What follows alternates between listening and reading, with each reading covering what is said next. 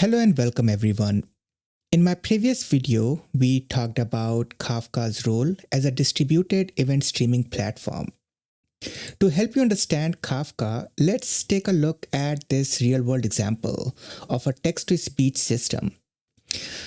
So imagine if you're building a system where user can input a text and the system converts it into speech. If you haven't seen my previous video, make sure to check it out for an introduction to Kafka and its high-level architecture. So here's how Kafka fits into the process. It's acting as a backbone for data transfer and decoupling between the components. And there are a lot of key details over here. So let's take a look from architecture-wise, how a tightly coupled system looks like and how Kafka helps in decoupling it. So in a tightly coupled system, you have a person or a user sending the message that they want to convert to speech, that they want to do TTS for, text to speech for, in one single application right there. So a user sends a message and it is getting converted into speech. This is a very tightly coupled architecture that we see. But Kafka decouples this architecture. What does that mean? So in Kafka world, what will happen is that there will be a producer, right? So a producer is something that kicks in when a user inputs a message. For example, hey, how are you doing? This text is sent via a Kafka producer to the Kafka server, right? So what is a producer? Producer is a client application that sends data to Kafka topics. So in our example, the producer takes the user's input, packages it as a message, and sends it to the topic name text to speech. So the concept over here that you have to keep in mind is that producer has no idea of what is going to happen to this message that it is sending to this topic. Right? So it is a decoupled architecture where the producer doesn't directly communicate with the consumer. It simply pushes the data to Kafka, ensuring that the system remains scalable and it is independent of any other consumer that is sitting in the background over here. And then there is a topic also involved over here, right? So Kafka stores this message in something called topic, right? So this topic over here is named as text to speech. And a topic is like a message queue, but with a lot of flexibility that is added to it. So what is a topic? The topic is a category or a stream name where messages are very properly organized. So in our example, it is text to speech, which stores all the messages that need to be converted to speech. Right? So this is just a logical name for whatever the functional description we want to give this topic to, right? I mean, it means nothing. I mean, text to speech is just a name that has been chosen for this topic. So why does Kafka's topic matter, right? So unlike traditional message queues, Kafka's topic retain messages for a configured amount of time, and they are not lost. So you can configure topics to be retained forever, or you can configure it to be retained for maybe a week, maybe a month, a year, or whatever you want, right?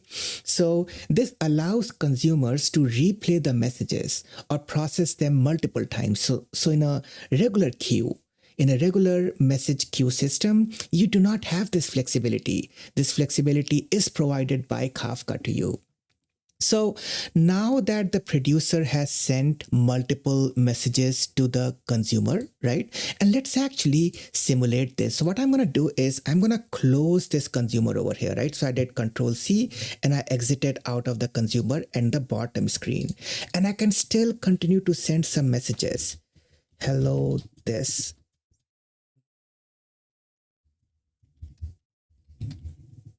Right, so I can still send a message to this queue. So which is what is happening on the top over here, that I am continuing to send the message to this particular Kafka's topic over here. And even though the consumer is down, right? So we have shut down the consumer. I did Control C, keyboard interrupt, quit it. And it doesn't mean that you cannot send the messages to the initial topic. You can continue to send the message to the topic. You can send another message to the topic. And whenever the consumer will be back up, it will be able to retrieve that message. So how does the consumer look like over here? Let's take a look over there now. So I'm going to scroll down. So when a Kafka's consumer subscribes to a topic, right? In our case, this is text to speech topic. It can retrieve the messages that are in the topic. So in this case, whatever messages it hasn't read up until now, it is going to be able to retrieve those messages. So a consumer is an application that reads and processes the data from Kafka topics. So it acts as a bridge between Kafka and the TTS server in our case, right? So let's see if we turn on the message consumer now. So I'm going to turn it on, the consumer, and we'll see what happens.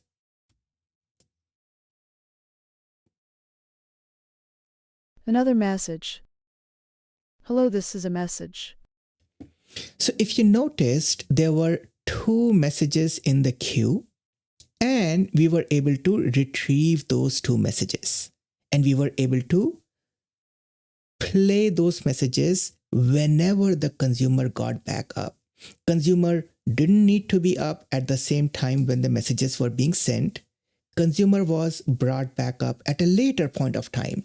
And whenever consumer got back up, it was able to get those messages, consume those messages, and it was able to process the messages. And this is huge. This is very critical in decoupled architecture, where a producer can send a message to a particular topic and forget about what's going to happen to these messages. And a consumer can pull the messages from the topic without knowing who has published it, right? I mean, it happens to be this producer. It could be multiple different producers that are producing messages for this topic. And consumer, unaware of who is producing the messages and just listening and watching for these messages, will be able to consume these messages. Right? So in a larger system, Kafka topics are divided into partitions, and then multiple consumers can simultaneously consume from one topic over here. But in our case, to keep things simple, we'll just assume that there is one partition and only one consumer over here, right? So if we did have, let's say, multiple consumers, so it is actually a consumer is in reality classified into a consumer group. So it is an application that subscribes to a topic. And in an application which is called as a consumer group, you will have multiple consumers. So in real world scenarios, you often have multiple consumers working together as a consumer group to process data from multiple partitions. And consumer groups ensure that each partition of a topic is processed by only one consumer in the group, right? So it enables parallelism, and you can get a higher throughput out of it. So if we had multiple partitions over here, right, and I'll show from code examples everything over here, and we'll dive into using some CLI from command line tools, and I'll also show you some of the user interfaces for Kafka so you can visualize all this data going in. You know what? Let's do that right now. So let's visualize this topic and let's see how the data looks like. So there is a UI for Kafka, and this is a free open source UI. And I will show you how to spin all of this up in this video, but I want to show you exactly what your topic looks like. So this text to speech topic, we have pushed several messages into it, and before making this video, I was actually playing around and I had pushed more messages into it, which you can see. So from 201 to 221, right? All these messages have been pushed in, but I think these are the last few messages that I had pushed in over here. So you can see these are the messages that are pushed in, and all these messages are here. All right. So One more thing you'd be able to see that there is a section called consumers over here, and text to speech group, consumer group is over here, right? So if we click on it, it will say that there are two partitions that it has subscribed to. So in reality, this particular topic has, if I click on it, this topic has two partitions, partition 0 and partition 1. So there are two partitions, but there is only one consumer. So that one consumer has subscribed to both the partitions for us, right? And if we see the messages, these are all the messages that are over here for us. All right. So these messages are going into different partitions, and that's why they have a different offset for us. So let's do one more thing. So what I'm going to do is I will shut down the consumer over here, right? So I've shut down the consumer, Control C, and let's take a look. I think it takes a little bit of time for consumer to stop showing up over here. So consumer is still registered and it is showing up as a consumer. It will stop showing up in a little while, and we'll wait for it to see once the consumer stops showing up. So this is still appearing, to be available, and even though the consumer is dead, it still shows for a little while. So there is this is a reason why it is showing up, because there is the liveliness of the consumer, right? So consumer sends a heartbeat, and while polling, it also sends a heartbeat. It lets the Kafka broker know whether it is connected or not, and Kafka broker doesn't want to actively disconnect the consumer group right away, even if the consumer has disconnected, right? It gives it a chance, and it sees, hey, if the consumer can come back up, then maybe, just maybe, I can associate it back to our topic over here, because it was subscribed to it. We don't want to lose the consumer over here. So it is giving it a chance to come back up. But if after a little while the consumer does not come back up, it will drop it from here. But in reality, consumer isn't up. What we'll do is we'll push another message. Let's say third message. And this message has been pushed to the topic, and we'll see.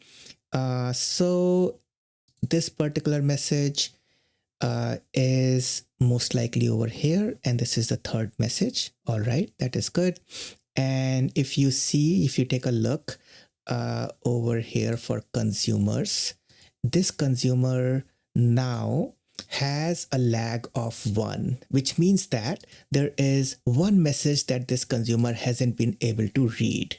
And there were two partitions, so messages were going in these partitions each, right? So message can go in either one of these two partitions. It went to this first partition for some reason. And if I do fourth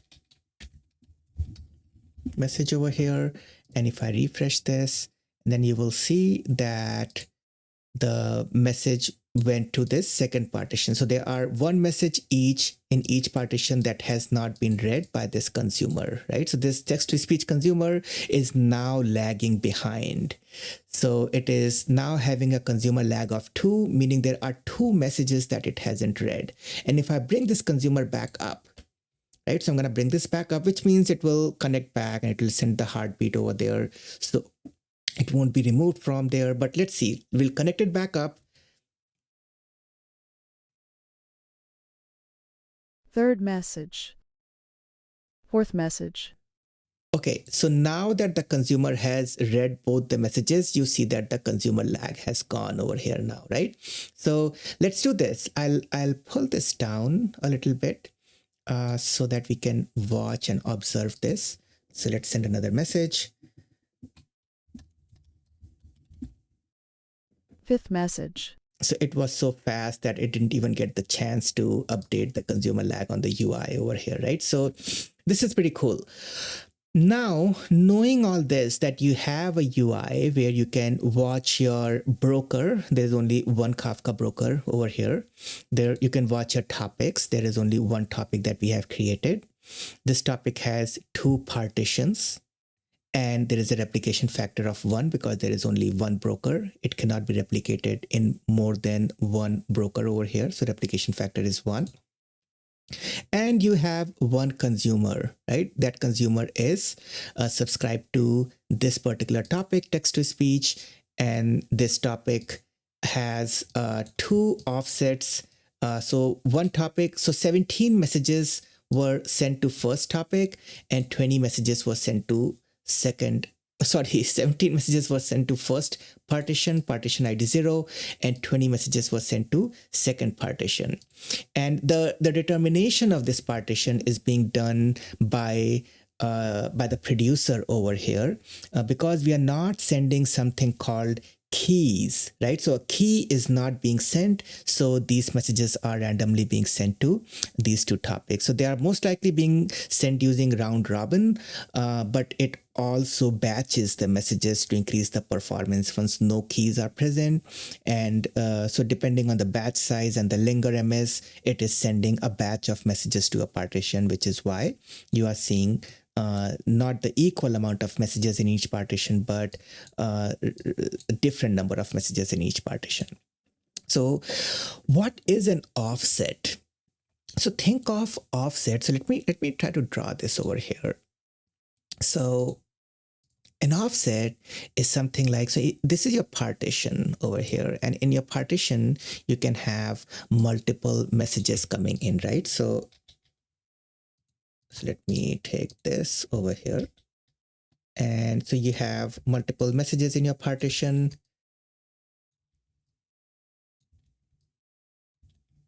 All right. So once the consumer starts reading a message, so it marks the point till which it has read the messages before it shut down, right? So for example, consumer has read all these messages till the end right now. And once it has read the messages over here, it will take in a way a line, it will draw a line over here and it will tell Kafka's broker that, hey, I have read the messages up until this point. And then let's say while consumer has marked its offset over there, the consumer gets down, it's shut down, right? So consumer has been shut down and consumer is marking that it has read up until this point.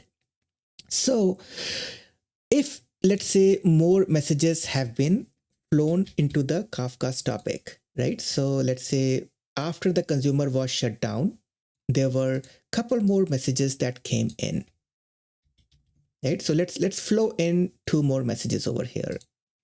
Let's say 7th, I don't remember, 7th message and 8th message, right? So these 2 messages have been put in, 7th and 8th message over here, but the consumer is already down. Before getting down, consumer has already marked that, hey, this is the offset. This is the point till which I had read the messages, right? So 7th and this is the 8th message, let's say. And these 2 messages are now in the topic, right? So the text to speech topic, this is the representation of the topic over here now. So this topic does have the messages coming in because of the decoupled architecture, right? So we continue to produce messages against this topic. The topic has more messages coming in, but the consumer is down. Before getting down, the consumer has marked its last offset over here.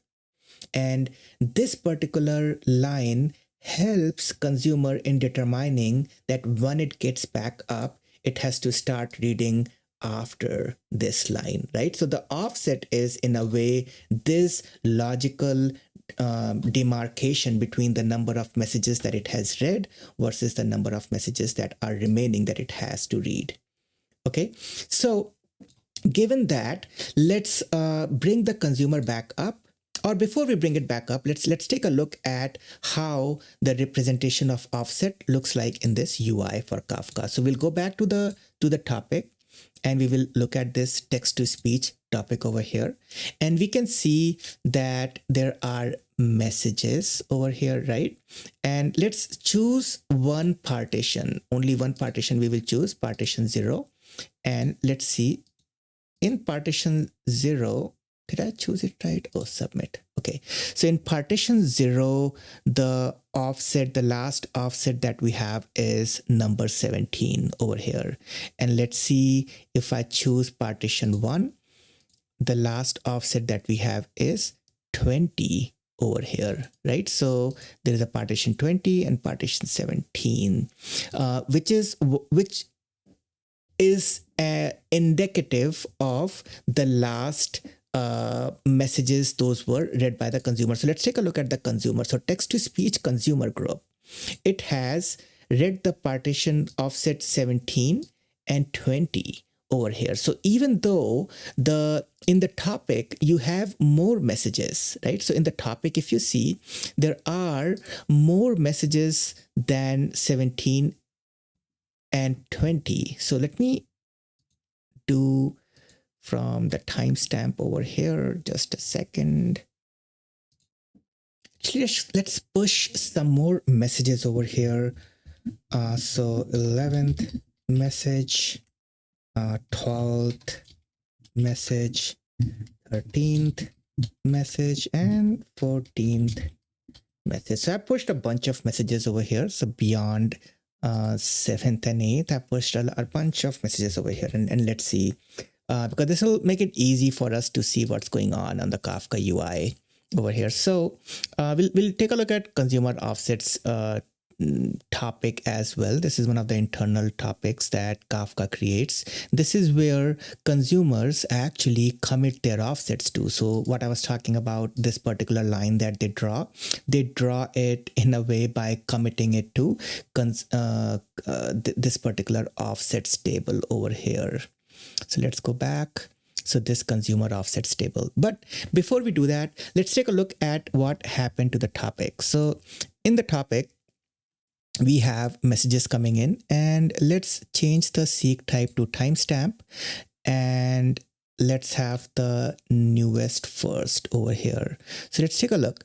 So in partition 0, there are 2 messages over here that we can see. So there is 14th, 13th message, and then 12th message came to partition 1. Then 11th message came to partition 0, and you can see how messages are divided between partition 1 and partition 0, kind of random fashion right now that you would think. It is not even round robin over here, but the messages are being sent. So 7th, 8th, 9th, 10th, 11th, 12th, right? So they have been divided over here like this. So the point that I'm trying to make over here is that you have all these messages that are being sent to 2 different partitions, and your consumer is subscribed to these topics, not to a partition, but your consumer group is subscribed to this topic. So if you take a look at the consumer group, text to speech consumer group, in this there is just one consumer that is subscribed to both the partitions, and there is a consumer lag of 8, which means there are 8 messages that it hasn't been able to read yet. Why? Because probably it is down, that's why. And if you take a look, there are 4 messages from first partition it hasn't been able to read, and 4 messages from second partition it hasn't been able to read. So the last offset that it read was 17 and 20. Right, so the last offset was 17 and 20, but there are 4 more messages after that. So after 17, 18, 19, 20, 21 over here in partition 0, and in partition 1, 21, 22, 23, and 24 over here, right? So that's why it is saying the end offset of this particular partition is 24, and the end offset of this partition is 21. And yet this particular consumer has only been able to read 17 and 20th offset from here. So how do we take a look at the same information in the offsets topic, right? So this is a topic internal to Kafka.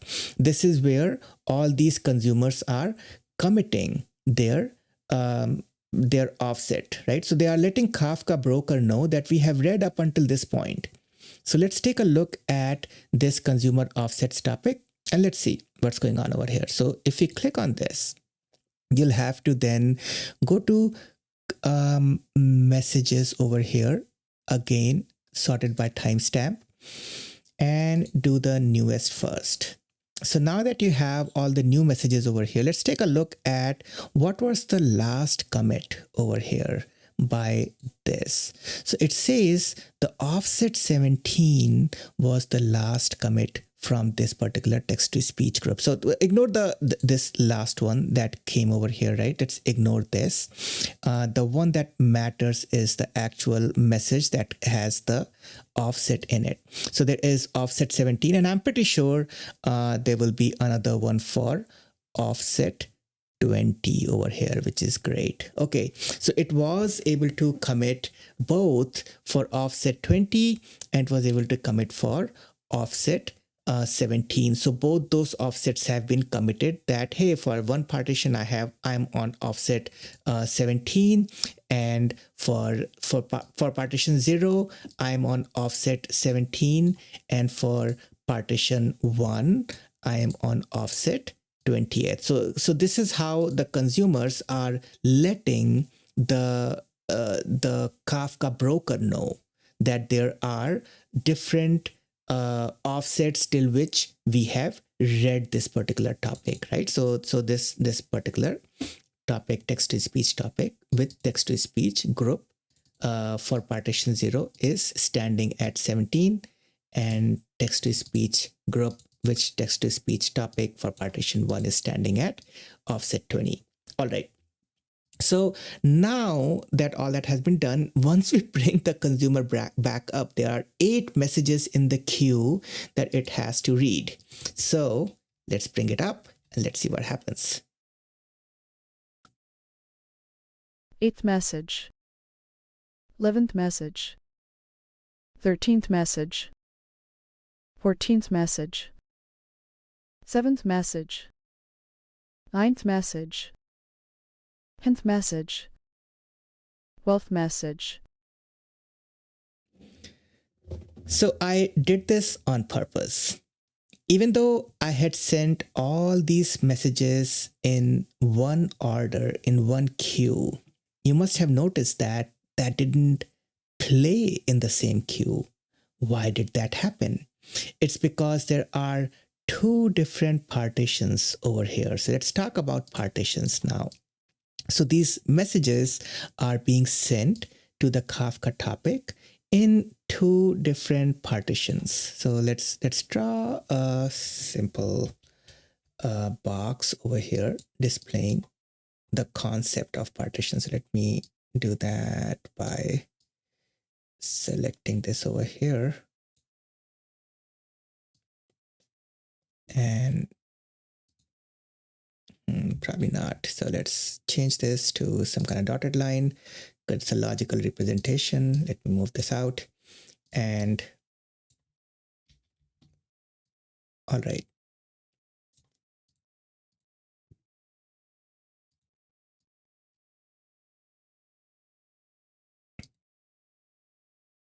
Okay. So now once the messages are being produced by the producer, right? So messages are produced against a topic for a partition. So what happens is that Kafka actually, so let me put this over here. This is the text to speech topic. So in this topic, Kafka lets you create multiple partitions. So you have 2 partitions going on over here. So this is partition 0. And the second one is partition 1. So whenever messages are being produced, so let's say I'll actually bring this particular consumer down again. So whenever messages are being produced, so let's say this message is X and this message is Y. Right? So there are 2 messages that are going to be produced. So whenever the message is being produced, if the message has a key, we are not sending a key right now, right? But if the message has a key, Then that key is being used, and there is something called a murmur to algorithm that Kafka's producer uses, right? So producer first serializes this particular value and key, and then it uses a murmur to algorithm to determine which partition it has to send to. So if the key is always the same for a message, it will always go to one single partition. And this is a very important point, that if you want to maintain the order of the messages, you not only have to send the actual message, but you also have to send the key with the message. Because if you, let's say, always send a key, then it is guaranteed that the message will always go to the same partition for which you have the key assigned to it. Because in our case, either we don't want to have a complex architecture, so we just want one single partition, right? So if you are just playing around doing things in local, you don't need to create two partitions for your topic. You can just create one partition for your topic and you'll be fine. Then you will not have to worry about ordering issues. But because I wanted to demonstrate to you the concept of partitions, I want to show you that if you are not passing a key, then the producer actually determines that, hey, I can send it to any one of this partition because the user doesn't care about the ordering over here. So it may put your message in the same partition, or it may put the message in the other partition. And the consumer, if you have only one single consumer over here, the same consumer is subscribed to both the partitions, right? So the consumer is subscribed to a topic, but it is reading from both the partitions over here for you. So let me show you this thing again. So this somewhat looks like this for us, that the same consumer is getting data from both the partitions. So while the messages were accumulated over here, right? So the messages were accumulated over here. It read all the messages from this partition first. And then once it was done reading from this partition, it went to the second partition and read all the messages from the second partition after that, which is why you did not see the order over here, because some of these messages were sent to first partition, and then maybe the other message, so 7th could have been sent to first partition, 8th could have been sent to second partition, 9th could have been sent to first partition, 10th could have been sent to again first partition, 11th, 12th, 13th could have been sent to second partition. So the ordering is not guaranteed. And why it is not guaranteed? Because we only sent the value component in Kafka. So this is something to know, that Kafka supports key and value pairs. If you want to ever maintain ordering, always send the key. And if you have the same key sent with the message, then you will guarantee the ordering because the same partition will be used. And if you want to dig deeper into it, there is a partitioning algorithm called murmur2 that is being used over here in the background, which comes in and kicks in and puts the messages in the right partition. All right. All that being said, let's take a look at the end-to-end flow over here for us. So a producer is producing a message. It is sending to a topic, unaware of the fact that a consumer is subscribed to the topic and it is doing some processing on top of it. So producer just blindly keeps on sending the messages to the topic. And this is why this is called as a decoupled architecture. You have a centralized system in place that is receiving all the messages. And this centralized system is capable of decoupling your architecture, because you can have a consumer in the background that can subscribe to this particular topic, and it can retrieve the messages from this topic at its will, and it can take any action on that. And the consumer can get down, it can commit its offsets back into the Kafka broker, and it uses the __ consumer _ offset stable for doing that. And while it is getting back up, it is able to retrieve. So there is a anytime when a consumer group gets down, and when it gets back up, it talks to the Kafka broker, and Kafka broker then does something called a rebalance. Whenever a new consumer joins a consumer group, or the consumer group joins the topic, there is a rebalance that happens. But before the rebalance happens, Kafka broker actually gives the consumer group or the consumer a chance, right? So it doesn't disconnect the consumer right away. Kafka assumes that, hey, there could be some network latency. Maybe that's the reason why the consumer hasn't been able to talk to me. So there is some kind of leeway, some concession that the broker gives to the consumer group and the consumers. But if there is a long amount of time that has passed before the consumer didn't send the heartbeat or didn't do a polling, then of course it will be forced to disconnect the consumer from the group. All right, so I think I'll stop this video over here. However, in the next video, I will show you the command line options of how you can do everything that we are talking about over here. We'll take a look at the command line option of creating a topic, of creating a consumer, deleting a topic, doing some consumer group management, and all those things over there too. And then we'll also take a look at how this whole Python application was working, where you had your two different producers and consumer, two different applications decoupled from each other, working with a Kafka topic over here in between. All right, thank you everyone for watching this video. I hope this made sense. This gave you some clarity on how to use Kafka as a decoupled architecture. And if you want to see how this whole system was set up, please watch my next video for that. This video is already getting too long. Thanks everyone.